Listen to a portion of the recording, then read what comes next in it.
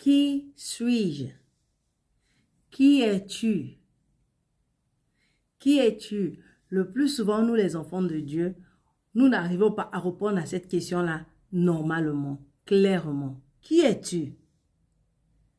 Qui est-ce que tu représentes? Le plus souvent, lorsqu'on te demande qui es-tu, la première chose que tu donnes ton nom, tu donnes ton prénom. Tu donnes ton nom de famille, tu donnes ton prénom. Parce que ça, c'est qui tu es. Mais est-ce que tu sais qui tu es en Jésus? Est-ce que tu sais que c'est ce que tu déclares de qui tu es qui fait de toi ce que tu es? Celui que tu déclares que tu es fait de toi ce que tu es. Si tu déclares que tu es un enfant de Dieu, tu seras un enfant de Dieu et ça se manifestera dans ta vie, dans ta façon d'agir, dans ta façon de penser, dans ta façon d'interagir avec les autres. Mais si tu penses que tu es bête, que tu es insuffisant, que tu n'arrives jamais à rien, que tout ce que tu fais échoue, que rien ne réussit, que tout le monde t'envie, que tout le monde te déteste, que toutes ces choses négatives-là, c'est ça qui va arriver dans ta vie. Pourquoi? Parce que tu t'identifies à ces choses-là. Si tu n'es pas encore abonné jusqu'à présent, s'il te plaît, abonne-toi pour qu'on grandisse et se fortifie ensemble. Alors, toi et moi, nous sommes enfants de Dieu. Nous sommes devenus lumière parce que nous faisons partie du royaume de lumière.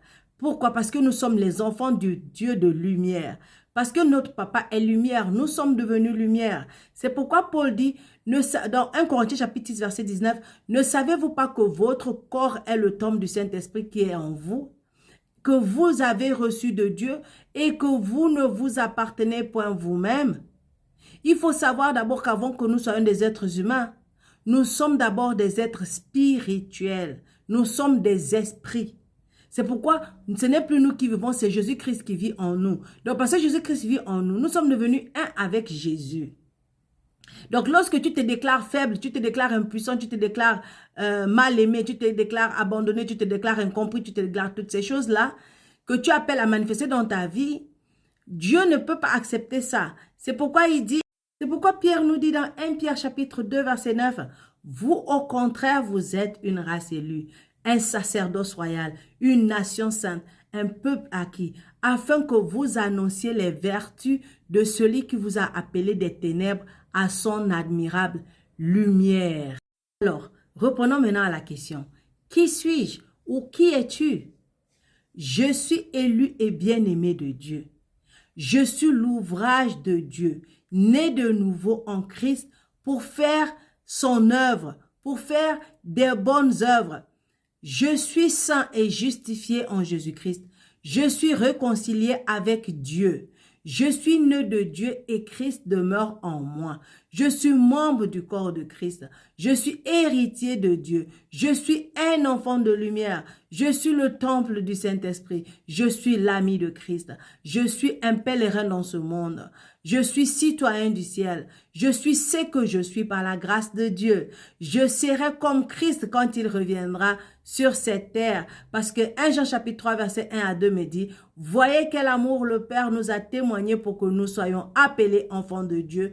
Et nous le sommes. Si le monde ne nous connaît pas, c'est qu'il ne l'a pas connu. Bien-aimés, nous sommes maintenant enfants de Dieu et ce que nous serons n'a pas encore été manifesté. Mais nous savons que lorsque sera manifesté, lorsque cela sera manifesté, nous serons ensemble, nous serons semblables à lui parce que nous le verrons tel qu'il est. Je suis parce que il est. Je suis ce qu'il est. Je suis ce qu'il est. Je suis ce que Christ est.